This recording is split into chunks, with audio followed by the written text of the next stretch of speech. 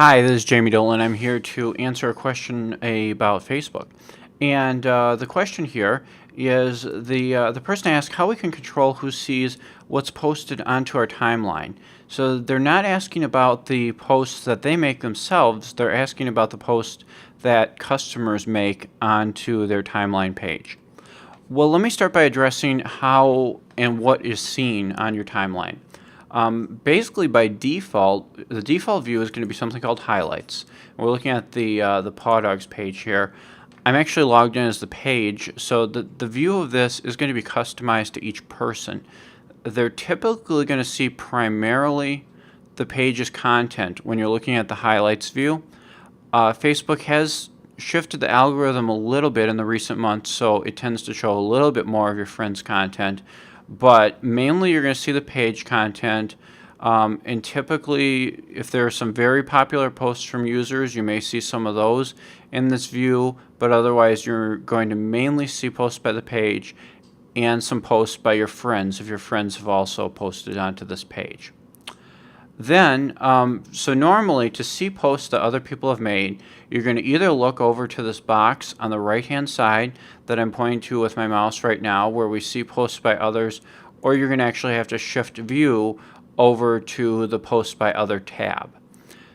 So basically the point I was trying to make here is that even if people are viewing your timeline, which keep in mind most people see your posts via their news feed, but even if people are viewing your timeline, by default, they're not going to see very many of other people's posts added into the timeline.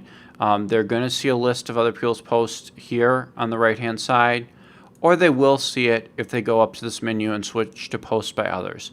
In my experience, there are very few users that will regularly come and check out the posts by others. It's an extremely small percentage. And just from looking at my statistics and seeing the interaction I get, even on a busy page with these posts by others, it's very, very low. So not a lot of people are going to do that. Now, to more directly answer the question here, what we can do about a post, we have this test post that I made here. We have a few options with this post. It can be a default, highlighted on the page. If I highlight it, it's going to show always on the highlights view of the page, just like a post I did with the page. Allowed on page, again, that's the same as the default. And then hidden from page. If we don't want anyone to see this for some reason, this is what we can do right here, is select the hidden from page. So I did that, and now that post is gone, and it's not going to show up on the main page. It's not going to show up on the post by others here. And to see that, what we're going to have to do administratively is go into Edit Page, use Activity Log, and then we're going to see my message here in the Activity Log. We're given the option again by clicking over on the right where we can actually change the status of this again. So if we accidentally mark that as hidden, we can change it.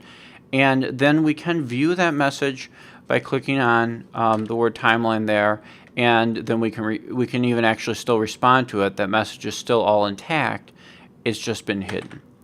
Now, I don't recommend doing this in general. I don't recommend hiding anything other than messages that are really explicit or otherwise, offensive to your audience. If they're simply just general questions about your business, or even if there seem to be a lot of them, that's just the nature of social media, and it encourages other people to engage because people's friends see those posts, and it's good interaction for your page, whatever it is, basically. Even if it's a negative interaction, you're going to be going, wait, Jamie, if it's negative, shouldn't I get that out of there?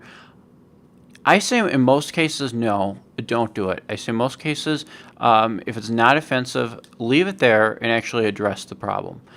If it's somebody that's just being a little bit crazy and they really have no basis for what they're saying, most of the time they'll end up getting called out on it eventually by another customer or a strong advocate for your community, and people will tend to see right through that. And if it's somebody that actually has a legitimate complaint, then unless there's some confidentiality issue and you're in healthcare or something, I would really encourage you just to go ahead and publicly address that issue and say, look, this is what we're doing about it. This is what we've done about it.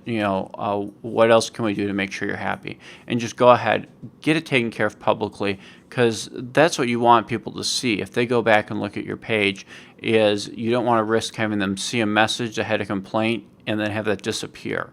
That usually, when pages try that, it usually backfires and turns out really badly, because a lot of times a friend or someone has seen this post and with a complaint about the business, and they kind of go back and scroll back a couple days later to see how the business handled it.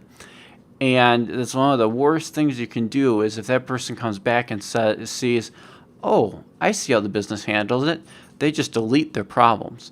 It doesn't look good at all. You want to be known for addressing those issues, and preferably do it promptly.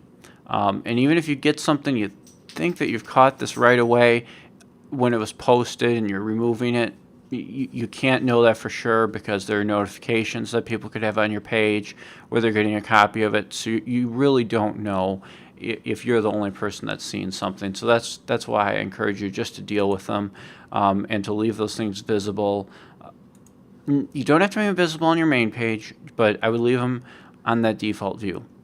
One last thing I'll mention, if you're really having a problem where you need to restrict people and what they can actually post on your page, you can go into your administrative settings, manage permissions, and you can change the default visibility of posts to hidden.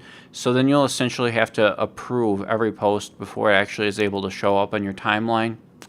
Again, the only real reason I see for that is if there's something going on, like where you're getting a massive spam attack or something like that, which really does not happen very often on Facebook. So that gives you my opinion of what to do with the customer posts, and my suggestion of, in general, just leaving them alone. And it also shows you some technical ways that you can get those posts completely hidden from your timeline, if that is what you'd like to do.